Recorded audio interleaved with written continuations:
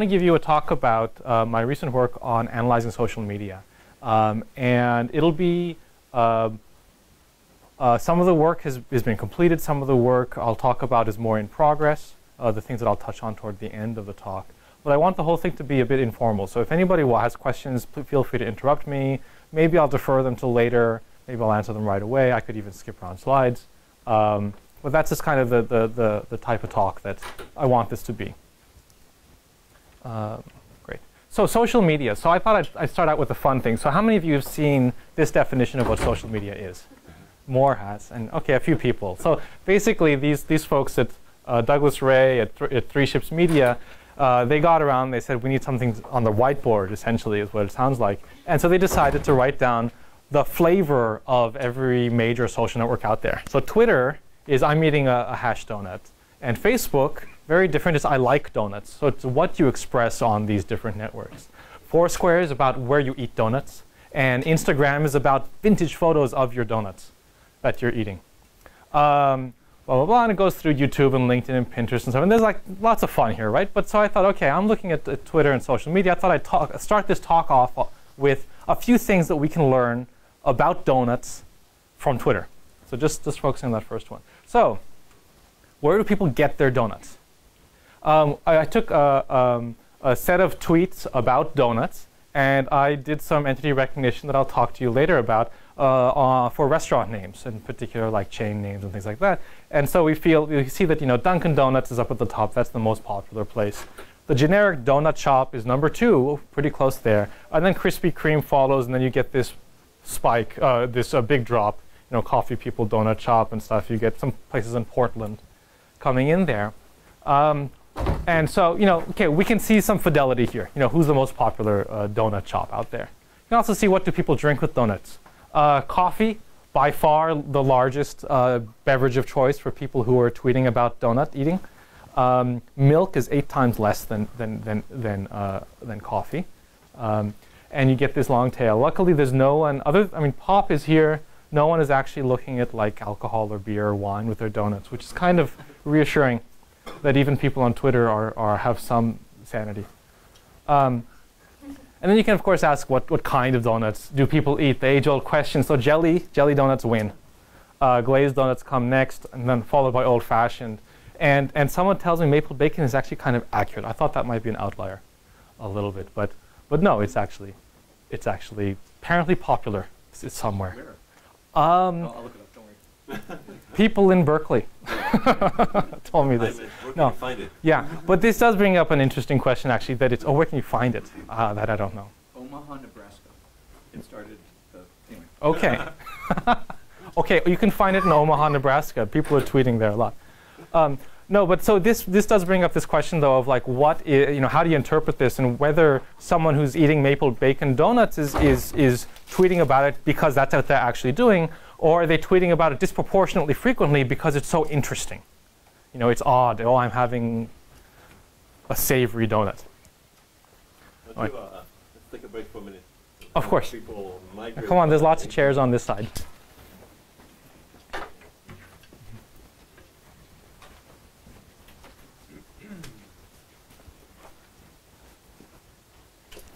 So for the people who just joined us, we're talking about what people say on Twitter about donuts. OK, so to get this amount of data, this was a relatively straightforward analysis that I ran. I grabbed 180,000 tweets containing the word donut or donuts from 7 days of the Twitter fire hose. I think it was about the week of February 6th, the week before I first wrote this talk. I didn't do anything really complicated in terms of disambiguating the meaning of donut in these 180,000 tweets. So when someone says donut hole, they could be talking about Medicare. I didn't. There's some work I've done on classifying that type of thing out, but I didn't do it here. One thing I wanted to note is that we have 180,000 tweets about donuts in general, but the associations that we're looking at here are actually much sparser. So which direction is forward? OK, so here we're talking about mostly thousands of tweets for stores and drinks, et cetera. So though there's a lot of kind of rich information here, quantitatively in 1 week we don't capture a large sample of that data, a large number of tweets about that data. So it's only like 1 or 2% of tweets actually give you some sort of association between donuts and coffee or specific donut shops. Yeah, and of course when you get out to the tail, so there's like 1,000 people tweeting about jelly donuts, there's tens or hundreds of people tweeting out here at the tail about these things. Potato donuts, seriously? Okay. Is that from Omaha too? Potato donuts? I can put it too. Sure. Okay. It's a side dish to the bacon. It's a side dish to the bacon. Good. And It's by like, the way, it's not clear if it's true or just whether Wikipedia people thought it was true. That was Omaha. oh, okay. So it was a Wikipedia fact. Yeah. Okay. Then that's Faxing books. layers upon layer of complexity there. Exactly. Yeah. So, but okay. So there's, I mean, even just here we can start to see. Of course, there's infrastructure to grab the tweets. There's the first selection of it. You can do disambiguation, start to learn associations here and interpret what they mean. Maybe we want to take a look at how these associations change over time. What maybe people eat Chinese donuts at one time of the day and maple bacon donuts at a different time of day. Maybe there's a geographic component to this. So what I'm interested in is building a platform that starts to take these techniques and put them together to provide a kind of a toolkit for looking at Twitter data and other social media for various applications. So today I'm going to talk about first one piece of this analysis functionality that we've built. Talking about flexible named entity recognition. I'll get more into that in a second. And then this is going to be driven, kind of just in general, what we're doing here at the analysis side is going to be driven by two kind of real-world applications. And I'll describe two of those applications that I've been working on. There's another part to this talk that was in the abstract, but I'm going to play it down a little bit, looking at how do we interpret Twitter data in the context of kind of more fundamental human behavior. Like, what do actually people want to talk about? And is that a real reflection of what's happening in the world, or is it in some way biased? And obviously it is biased, and there's different kinds of biases, and if there's time I'll touch on it at the end, but I'll get to that later. So what was I going to say on this slide? Okay, so in general, so the way when I talk about this platform and what I want the platform to be doing in the context of the larger social networking research going on, is at the bottom, everyone working in social networking to some degree, I think, should care about understanding the actual social behavior of individuals and groups. How do they interact with each other, collaborate with each other, and using this understanding to build better apps and experiences to support these collaborations, interactions. Why does Twitter work well? Why does Facebook work well? If you introduce some change to the system, is it going to make it better? Or is it going to drive people away? That type of thing. And then, of course, there's artifacts. There's digital artifacts. Artifacts that are coming out of these systems that we can analyze. And this is where I'm interested in. And of course, there's a feedback loop. We analyze things. We have a better understanding of what to do next in the application, the experience. Maybe we can even go back down and learn something about social behavior. But of course, we also need to understand the social behavior in order to interpret the data in the first place. And these systems where we actually build something for data mining and applications is not existing in a vacuum in its own little world. It's actually being significantly influenced by larger social issues, cultural issues, and other influences. And it's actually influencing the back as well. So when I say a platform for data mining, what I'm talking about is actually taking a look at the interface between the social media data analysis and these other three things. So what do we need to extract out in order to build better applications and social experiences? What do we need to extract out in order to better understand what's going on at a larger social level? And what do we have to know about people's behavior in order to do a more correct interpretation of what people are saying in social media? Yeah? About this correction with the larger society, you have to take into account the bias of those who use Twitter. Yes. Yeah, the population bias of Twitter is an important factor. I think in the long term, if we take like the multiple decade type of view, we will get more and more people using Twitter and other social media. We don't know in general, but I'd argue in terms of the type of data mining we're looking at now on social media, I think will start to apply to a broader set of human activity traces, whether it's where your cell phone has been or whether it's something you're doing more explicitly.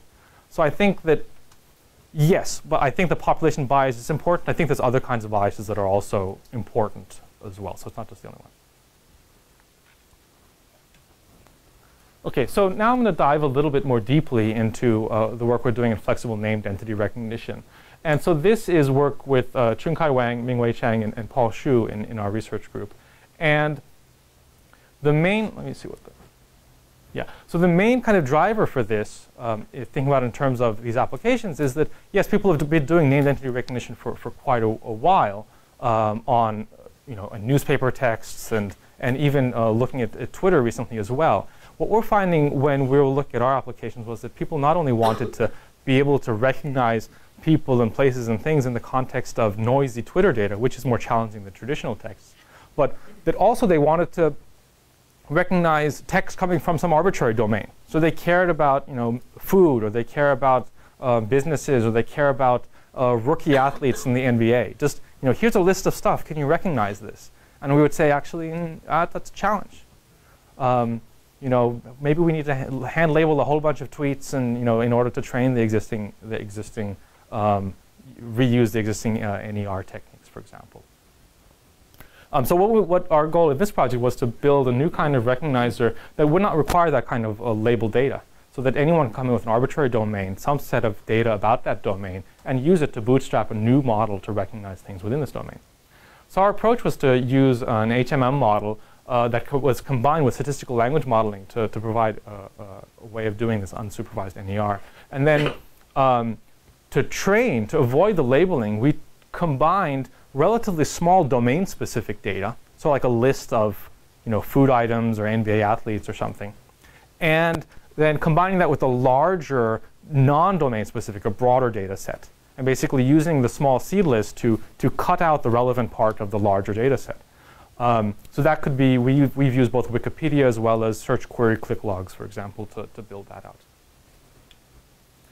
So the model we use is a relatively standard model for NER. It's a BIO model. Basically, you have a set of text here, and you label every word with a tag that indicates whether the tag is outside of any entity, so it's not one of the word in the domain you're looking for, or it's the beginning word of one of these things, or it's inside the word. So for this tag, I'm going to Krispy Kreme, you would say, okay, I'm going to is outside of our domain. It's not something we want to pay attention to. Crispy is the beginning of a new entity, and cream is a continuation of it.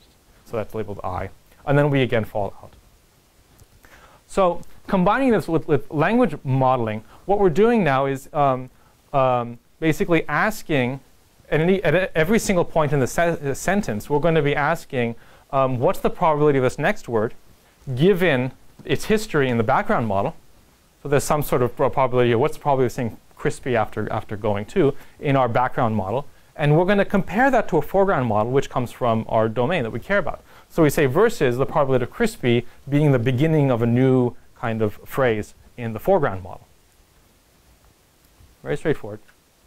And we'll add some parameters to tune kind of the probability of going into the likelihood of going into transitioning between the background and foreground models.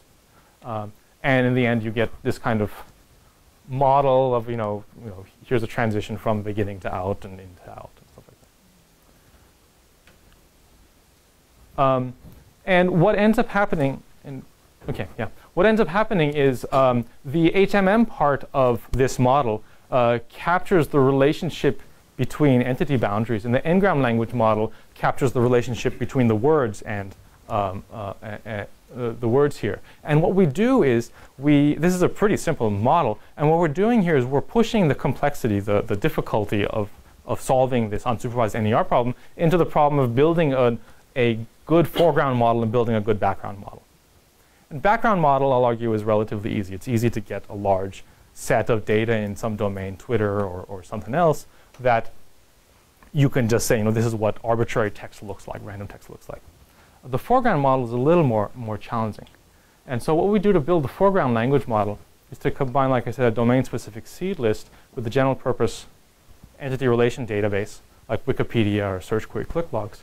And what we'll do is we treat this general purpose data set as a graph between words that describe some entity the categories that they're in, and the other then words in those categories as well. And we treat this as a random walk now, where we'll basically take a look at the probability of any one of these words being in our domain based on the seed that we get from this domain-specific list. So that's the first thing, is in order to get a higher recall, we can't just rely on the seed list. We grow it using our larger data set. The second thing that we end up having to do is to bias this text by its popularity. So imagine you have a popular term like Krispy Kreme, right? It's, people are talking about Krispy Kreme relatively frequently, or Dunkin' Donuts, I guess, was the winner. So Dunkin' Donuts, they're talking about Dunkin' Donuts all the time on Twitter, and this is very popular in our background Twitter model because of how many times it's being mentioned. Now let's go to Wikipedia, and how many articles are there about Dunkin' Donuts? There's one. Maybe there's a couple. But still, not in proportion to its usage in Twitter. So actually, if you were going to say, if you were to build a model from Wikipedia and build a model from your background Twitter model, from your background Twitter text, you'd say, which one is more likely to contain the words Dunkin' Donuts? It's going to be Twitter, because it's just a popular thing. Yeah. So when you say Wikipedia, you don't mean like an article that's about Krispy Kreme in Wikipedia. You just mean that the article mentioned it, right? Because it could be an article about donuts, and right, that's not specifically about. It's just the mention of the phrase. Actually, the data that we're extracting from Wikipedia. So there's other work where we do look at the article body text, but in this work, what we're really doing is just looking at the titles of Wikipedia articles, the redirects and anchor text to articles, and this constitutes our kind of corpus of what a mention of an entity looks like. And then we use the category information for these articles to establish relationships between entities. Well, what you have to do is you have to find a way to say that, no, actually, the Dunkin' Donuts article in Wikipedia is actually much more important. And how important is it? What we look at is its popularity there. So we measure how many people actually go and visit that page. So we take a look at the logs coming in from Wikipedia of how many page views every article on Wikipedia has had over the last couple of years. And we use that to bias our language model. So Krispy Kreme doesn't have one instance occurring across the millions of Wikipedia articles. It has tens of thousands of views across all of the views of Wikipedia. And so this ends up giving us a big boost as well. And it particularly helps us with the head, the Oprahs and the Dunkin' Donuts of the world. So to evaluate this, I said people care about things other than, yes? What about unseen entities? Unseen entities. So we use Wikipedia for mostly the head. For unseen new entities, that's not something that this technique naturally handles. You can get it to some degree if you look at search traffic instead.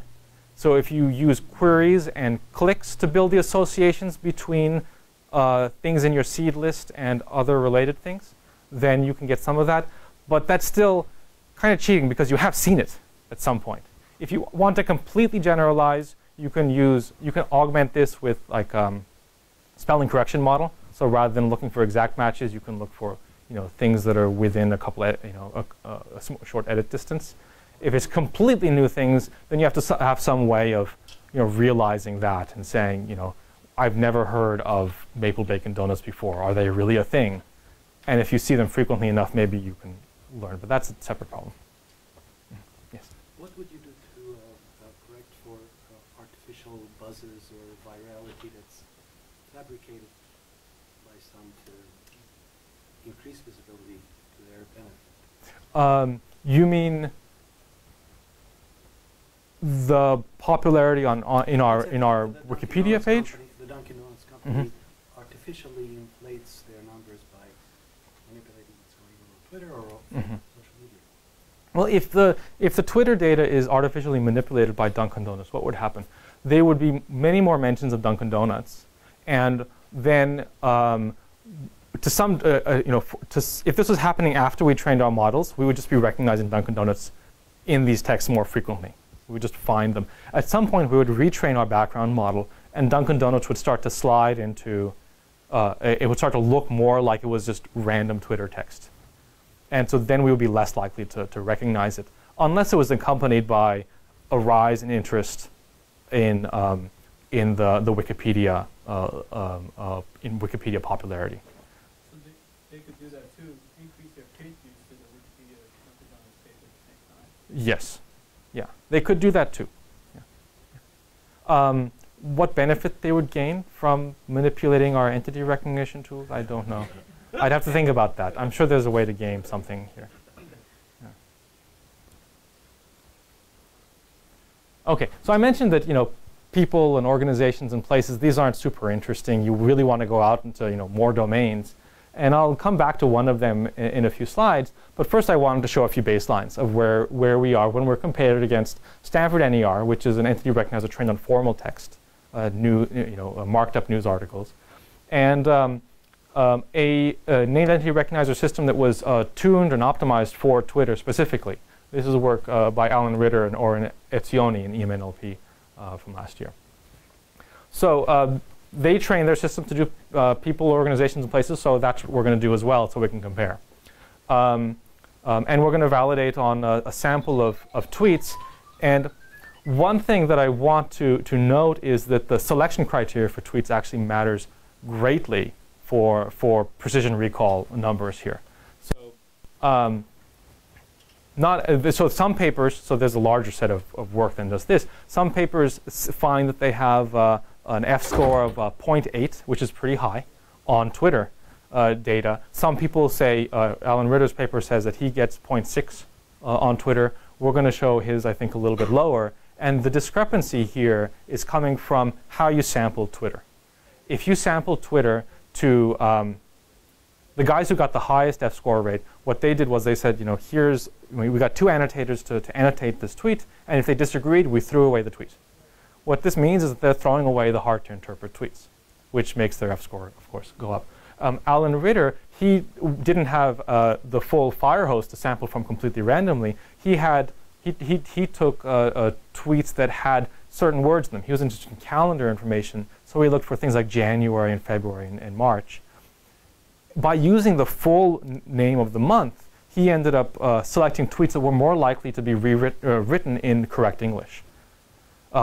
Because most people would abbreviate that, and certainly if they're using slang, they're not going to write out a 14-character name of a month.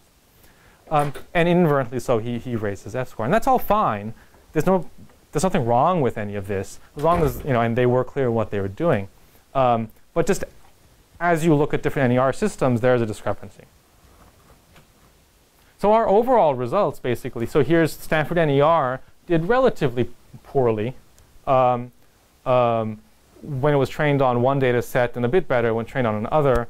Ritter's system got up to an F-score of 0.5. Our system, without popularity data, does quite poorly, and then with popularity data, it's up there with the best. With the best systems tuned for Twitter.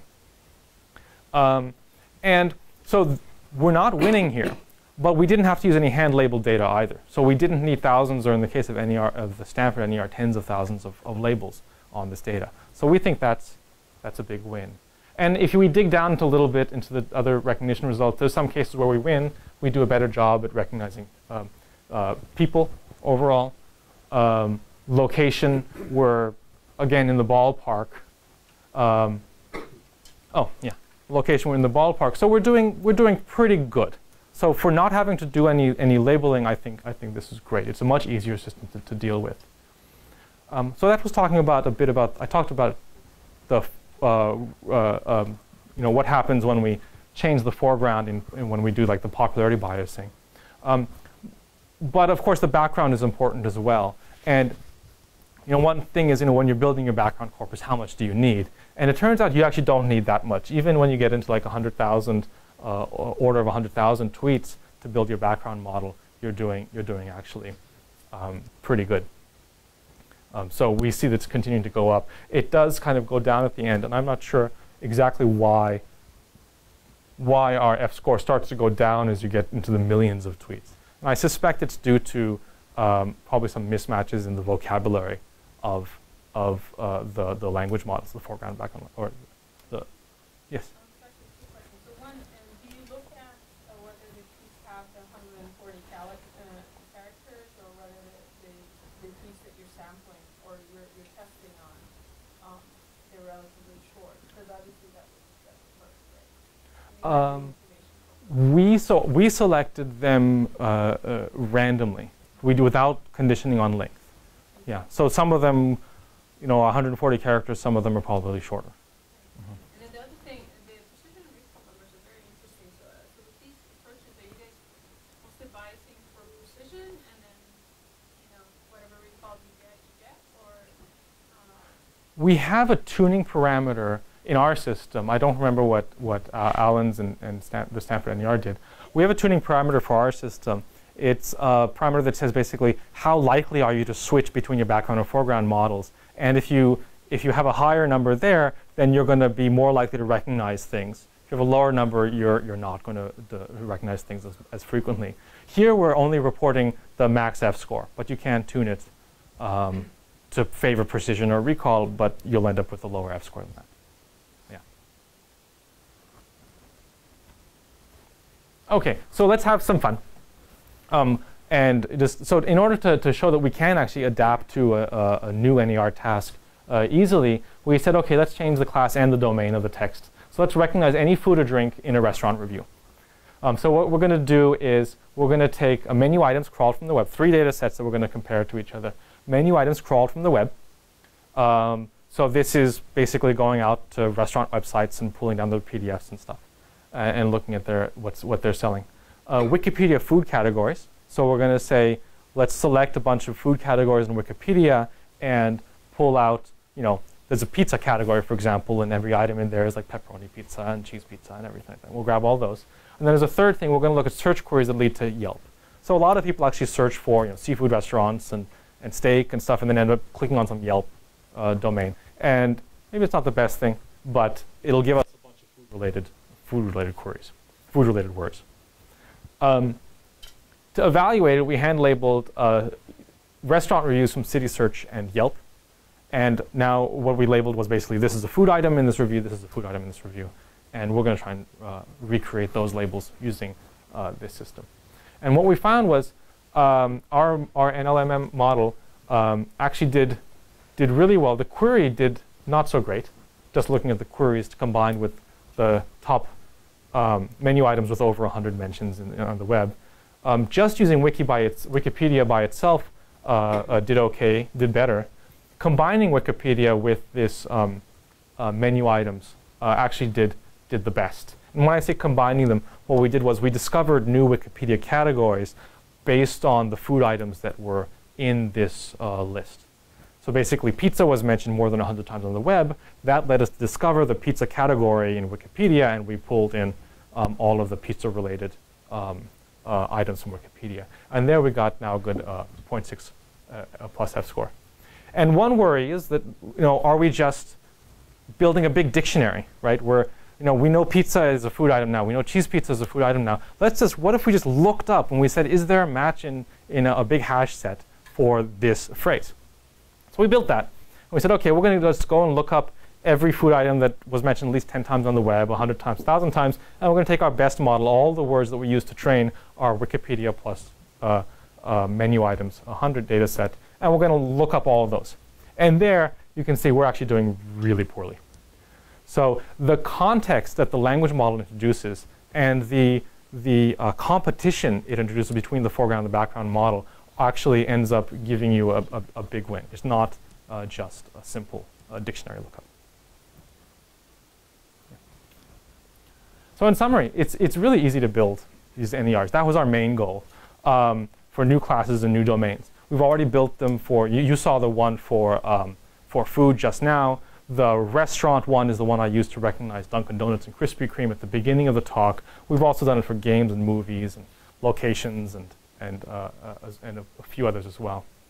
It performs about as well as state-of-the-art NER on Twitter, which is nice, so we're there. And we think there's a lot more we can do now. Now that we've gotten past, gotten out of the regime of using hand-labeled data to train these things, we think there's more we can do to add additional context and continue to improve our systems. So we're going to be looking at class n-grams, co-occurrence models, and also bringing in extra context from related tweets. So do things that you've said in the past or that other people are saying in the same location help us figure out what, interpret your tweet. And one last thing that I want to mention that I didn't say too much about is that the system is actually really fast. We have the capability, this algorithm is straightforward enough, that we can analyze on one machine tens of thousands of tweets a second, which lets us handle the fire hose pretty, yeah. In terms of expanding things, similar to what you did with the Wikipedia context where you're looking at how many page views does it get, could you use how many times a tweet is retweeted to look at some relative amount of importance to that? We'd have to find, so I assume you're asking about whether we can take a look at how frequently an item, something is retweeted in order to learn that it is an entity. Yeah. We'd have to, I'd have to think about how you would do that, because you'd have to distinguish between the entity text in that tweet and the other words in that tweet as well. So if someone is saying, of the, and just using random, regular English words together with that entity, you'd want to be able to separate the two out and say that this is popular because of the entity mention, not because of the other English words.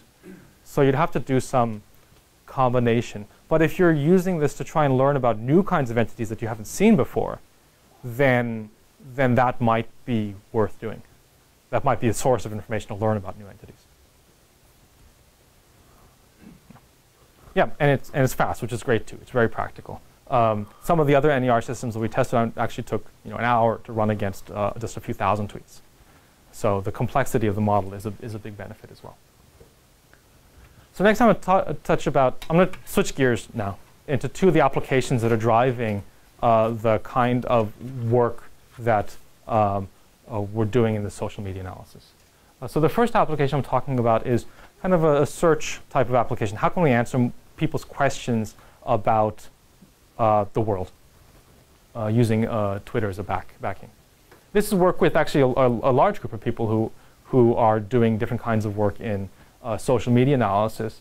And the project came up out of basically all of us were doing some analysis of Twitter to start with. So people were coming from an NLP background, a machine learning background, social psychology background. Did it right here at Kite. Yes. Yeah, there you go. And so we kind of realized, okay, we're all working on different pieces of the puzzle. Can we put our things together in some way to have a bigger project? And so that's what this is. So what we're looking at is whether we can help people with their tasks and decisions on a search engine, essentially, by showing them what others have done in similar situations. So you're coming with a question, and we want to say, I want to go hiking, for example. Well, other people, you can look on the web and read through web documents, and people maybe have written about, the best hiking trails, or 4 or 5 years ago. But really, we are interested in. We actually have a trace now of where people really go hiking. They tweet about, going hiking on this trail or that trail. So the question is, can we find other people in your situation, show you what they did, and why, maybe, by showing the original tweets in the context, and then also how they felt about it afterwards. So questions like, where should I go wine tasting, or where do healthy people eat out, and finding a cafe for studying. Now, the first step in this analysis flow is to realize that sometimes we don't actually care about what everyone does. So we want to focus maybe on just some subset of people on Twitter. So who's relevant? So if I'm asking, where do healthy people go out to eat? I want to know what the healthy people do. I don't want to look at Twitter as a whole, right? So there's a couple of different ways that you might define who healthy people are, and how you translate this query into an actual query on the Twitter graph is unclear. I mean, there's a lot of query understanding that would have to go into this, and we're not dealing with that query understanding at all. But you can imagine more kind of regular ways to identify, say, experts on health. There are authority finding algorithms out that people in our group have done already. People who exercise regularly, maybe they're tweeting about jogging every morning, right? And so you trust that they're at least trying to do something for their health. And people who like or follow health-related topics. They're showing some interest here, so maybe you trust their opinion a bit more. So you see what they're doing, and now you would take a look at what restaurants they go to, what kinds of restaurants they go to, and how they feel about it. So maybe they do go to fast food restaurants frequently, but they feel bad about it, horrible about it afterwards, right? So it's not just what they did, but what they, how they react to it, the situation as well. What they did do, now this is where we get into like the entity recognition. There's also aspects of time and also action recognition. Activity recognition is a little bit different than entity recognition, but it's close enough, let's say. So you say now, where to go wine tasting. Now we're talking about finding locations that are mentioned together with wine tasting. So just like at the beginning of the talk, I said, someone mentioned donut, and this is the donut shop that they mentioned, right? We can learn that association. We can do the same thing here. How do you validate your conclusion? That's a great question. We don't have a strong validation. So there's some well-known places, like at the head, where we can validate. So we can gather information about the activities of people, let's say, the national parks in the United States, or well-known restaurants and cafes that we would go to, and we can look up what was the right answer. Here are the major activities according to the tour guides and according to the national park websites for these places, and we can compare those. But when you start getting into the tail, where there's some museum in some state that gets very few people going there, and we've picked up a few tweets over the course of a year or two about that place. It's not clear that that's something that at the tail we'd be able to do that same kind of validation. Takes a healthy people. How do you know if those people are healthy? Oh, that is a big question as well. So I think one of my things on Twitter is that actually we can ask them. We have their addresses. We could actually ask them, do you consider yourself to be healthy? And how do you validate if they tell you? Yeah, it's all, yeah. No, I agree, it's a problem. So that is a big problem. Yeah, it's Why not clear. them instead of, do you consider your friends healthy? So so a lot of my work is motivated by, so I don't look a lot at the social network ties here between people in this data sets. And the reason is, I'm looking at social search, and one of the challenges if you're doing a passive analysis of this data without actively probing like Aardvark does, for example, is that most of the topics that people are interested in searching about have no information about them expressed previously by their friends.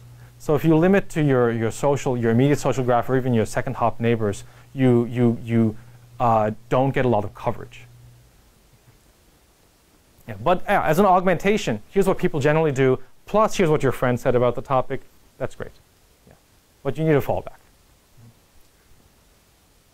Yeah, evaluation is a problem. I would say rather than asking about whether these people are really healthy, you would take a look at their actual answer, the results in the end, and say, are these actually, did we fulfill the very kind of end goal? Did we find restaurants that are healthy restaurants? Have salads and things like that. And that kind of gets around some of those issues, but evaluation is still going to be hard at the tail. Okay. Status. Oh yeah, so the status is basically, we've done individual pieces of work between, in our larger group, finding experts and authorities and identifying subpopulations of people. We've done work on entities and actions and time, and we've done work on mood and sentiment analysis. Moon actually, who was here earlier, has been doing that recently. And now what we're working on is basically putting these pieces together, building basically an archive, a tool that'll go through Twitter and mark up all of these attributes across these tweets and let us now aggregate and answer questions based on them. Okay, so some of the simple results. We have started putting together some of the location and entity stuff. So hiking, these are good places to go for hiking. Here we're just recognizing more of the major kind of national park type of places. That level of place. It's not just parks, it's also stadiums and tourist attractions and things like that. But it's not like every single small park in the US or the world. And we can also pivot on this too. So it's a fun experience. You click on Columbia River Gorge here and you see, why do people come to Columbia River Gorge? They come for hiking and backpacking. And you can see our activity recognition in this demo is actually pretty poor. We're just looking for things that end in ing. So we get admiring and looking, during, right? So, yeah. So one of the NLP guys in our group has been working on that. Yeah, you're coming to Columbia River Gorge. That's it, yeah. And there's some fun results too. So escaping, people go to Alcatraz. And this is 1 month of data from April 2011. And so this is the Bronx Zoo, the snake escaped from the Bronx Zoo. So that was associated there as well. So this is actually, I think, an important point, which is that we're not just dealing with noise in the text when we interpret what's going on here. We also have to deal with noise in real life. So people are talking about escaping in the Bronx Zoo, not because people go there to escape, but because some event has happened that associates those two words together. But it's not going to be a long-term thing. I mean, even now, I don't know, maybe because we're in New York, you put that 2 and 2 together. But most people I've talked to are like, what the heck? What Bronx Zoo? I don't get it. One fun thing is actually, if you click on the Bronx Zoo, I don't have the screenshot, but if you click on Bronx Zoo, it's not just escaping that's related, it's also escaping, which is kind of funny.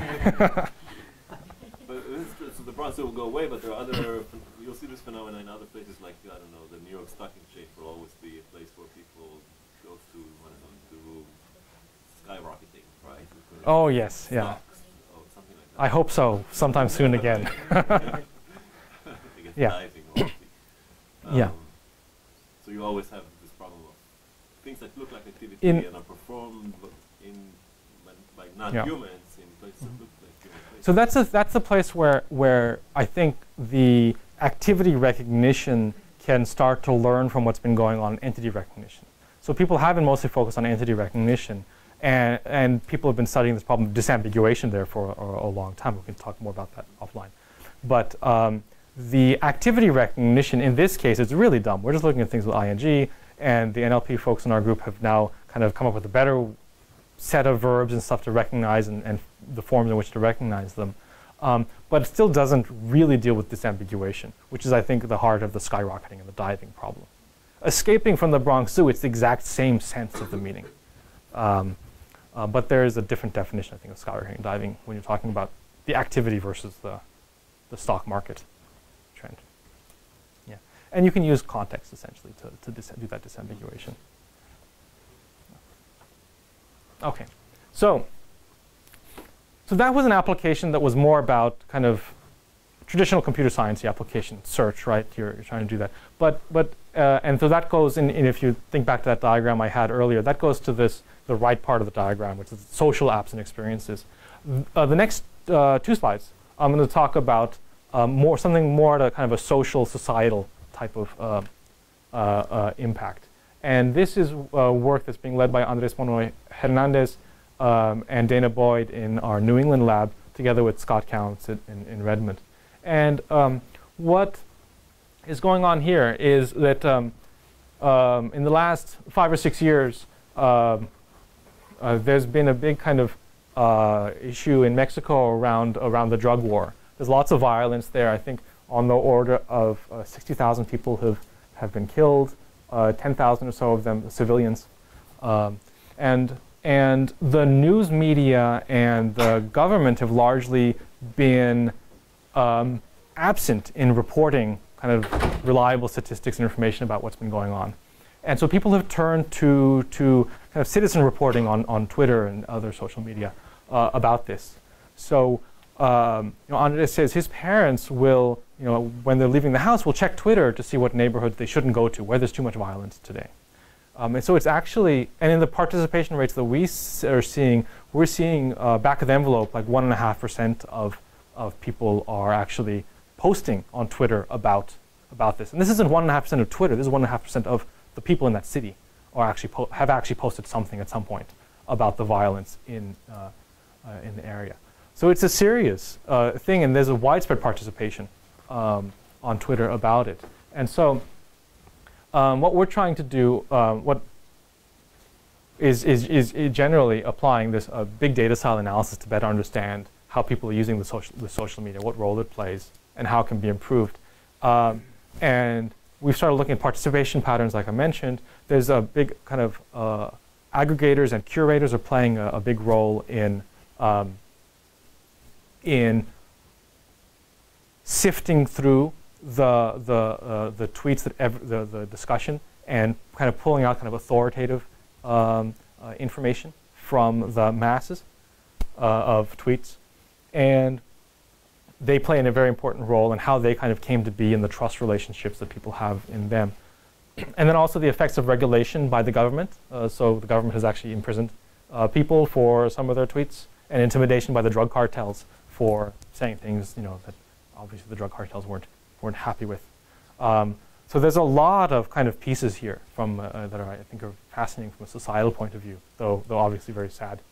Otherwise, my own interest, the role I think I play is again coming into from the data mining side. What can you know, if these are the questions that you know Andres wants to answer, what are some of the analysis techniques that we can start to build? Things that maybe we're already building for our other applications, or new kinds of analyses that we can start to do for this application. Exactly what you talked about here, but do you happen to know, I'm simply interested, what is kind of the average or other measure of how many people, if I tweet something, how many people are going to listen to me? Probably zero. Yeah. Mostly. I don't know who you are. I mean, how many followers you have and things like that, right? Yeah. So you have your family to follow you.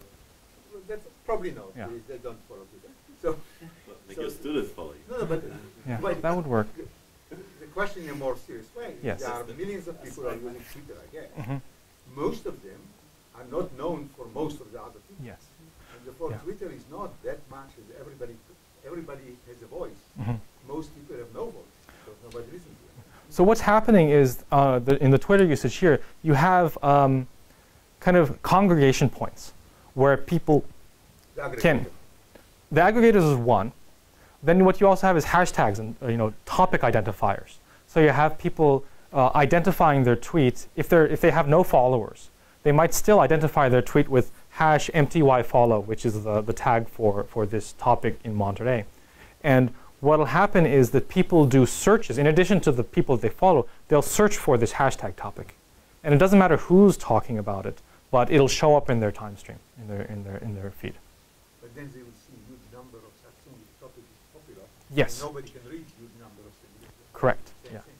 Yeah. So what happens then is you get kind of more of a gestalt of what's happening. You know, is there something major happening today? You can look at this and you can kind of look at the density of the tweets about this topic. But that's something where you do need to, I think, be monitoring the topic for a while to get a feel for what's normal and what's not normal. And that's where these curators come into play, because they are doing this regularly. And so they can summarize the activity for the people who aren't, say, proficient in looking at these hashtag topics and searching about things more generally. Is that? Well, yes, but see, if Yeah. Obama is making a tweet, everybody will listen. Yes. But if I am as smart as Obama, want to say my wisdom, nobody will hear it. Even the aggregator will not hear it, because there are many people who are talking about economy and stuff. So the question is this argument of democratization and a reflection of what society is it really real or is it somewhat fake? Yeah. I think that in that case, what's happening is that it's the aggregation that ends up making a difference. If a lot of people are talking about something, it does add up into something that people notice. In any specific case, I'm not sure what would happen. And there are cases of major phenomena going outside of outside of this scenario. There are cases where single tweets have had a larger effect. So when the example that comes to my mind is when Osama bin Laden was captured and killed in Pakistan, there was going to be this announcement about it in the US, and one person on Twitter said, "Oh, I bet it's going to be this." And he guessed what the topic was going to be about. And somehow he didn't have more than a couple hundred followers, but his followers retweeted it and they kind of believed him, and people followed the chain and for some reason trusted his opinion, and it blew up, and Twitter actually knew about it, apparently, you know, long before the actual press release.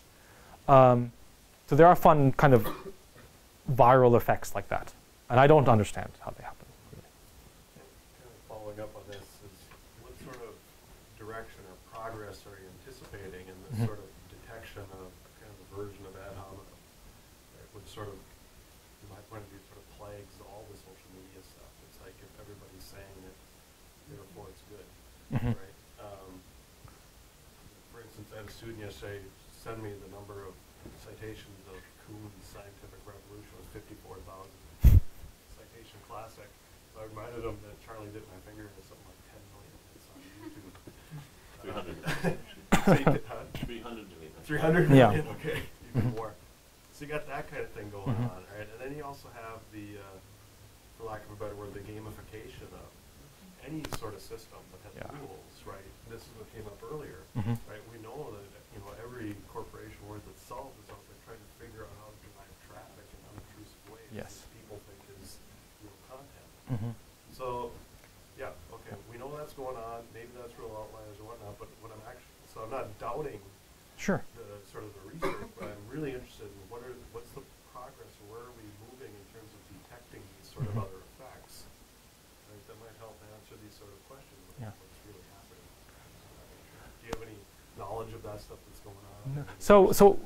So I can talk about my thoughts in the context of the applications that I've talked about. So I'm interested in learning about the real world through the social media. And so that means that the translation of that into Twitter is that I'm interested in more the eyewitness reporting of what's happening. So most of the retweets, for example, you can just throw away because they're generally not eyewitness reports. And there's other things I think that Moonwon did while she was here on trying to find other factors that lead you to believe that this actually is an eyewitness tweet. So the usage of I and certain other language features. Right? Exactly. Maybe in related ways, there are estimations or error, right? Like so going back to like the snake, escaping Bronx Zoo. Are you able to do estimates for error or noise that is in the system, much like the political polling? We can do things like leaving out a day, for example. So for the Bronx Zoo thing, you can tell that there's a spike in the time, and so you can see that's not a long-lived association between the snake escaping and the Bronx, the escaping in the Bronx Zoo. But that'll work for some kinds of things, but it's not clear that it'll work for everything. There's a lot of topics that kind of stay steady for a long time, like hopefully skyrocketing stocks again, but aren't the type of association that you're looking for. Use a network solution to estimate that sort of thing. So the Bronx Zoo example is one that wouldn't connect necessarily to the other types of words surrounding escaping. Oh, you mean? Rather than just counting it, actually, in a network solution. Clustering analysis. We've done clustering analysis on the locations to see what locations are similar, and yeah, so the challenge there is that you do see a lot of. But I guess I mean not locations, but like semantic then. So there's not that level. Like whether escaping makes sense from the zoo or. Right, or is as a word connecting to a network of words. The problem is that you end up, there's also other cases that you do want to recognize that also kind of are out of character for that type of location. Like kite flying was one that we noticed at a museum, and we were wondering what was going on. It was again an event, and so it had a time spike. But there was a kite flying festival being held at the museum. So if you were okay with returning one-time events or events that you anticipated happening soon, then kite flying is something you would want to associate with that museum, even though most museums don't have nothing to do with kite flying. Yeah. So just looking at the distribution the distribution of activities or events associated with the class of entities would leave out some of the interesting aspects, I think, of these places. Yes. Yeah, I'd like to hear your thoughts about gaming because so both with respect to the previous application and this one, right? So if I put in like buying dresses, right, and obviously the application you talked about has an ad application, right? Yeah. So, and I don't know, JCPenney or something, and they were able to pull, I guess, Google over the. That's true. Yeah. So that's gaming the system. And here, for example, if I'm a rival gang, I'll spread out the news that this area is a good area. Don't worry about it. Come on down, right? So what are your thoughts about gaming, and can you, extend this? Because it seems like this is all about popularity and how many times it's mentioned. Yeah. I haven't spent too much time thinking about the gaming aspect of it, just because it's not in the data that we're seeing yet, not to the same degree that if people were actually mining Twitter to directly use in a commercial scenario. Yeah, so for buying dresses, JCPenney is out there tweeting about dresses for sure, but they're doing it because they want their followers to be talking about it, and they're not doing it, I think, an order of magnitude greater using anonymous accounts that we can't distinguish from, commercial accounts, right? So there's a different level of gaming that they could take it to if they wanted to that would affect us. Right. Or they can start being We only have a couple of more minutes actually. Let's Let me run through the rest of your slides. Platform building. Okay, I'm basically done. So the platform building, the goal of the platform is to try and essentially add structure to social media. I talked about the entity recognition. We also have, and showed you some of the work we're doing on relationships between activities and locations. We've also been working on location inference and social network signals and search behaviors. Driving applications are the ones I showed you. And conclusion, yeah, there's technical challenges. At the same time, it's really interesting. Blah, blah. Okay, yeah, good, I'm done. Okay, question. Good job. Okay.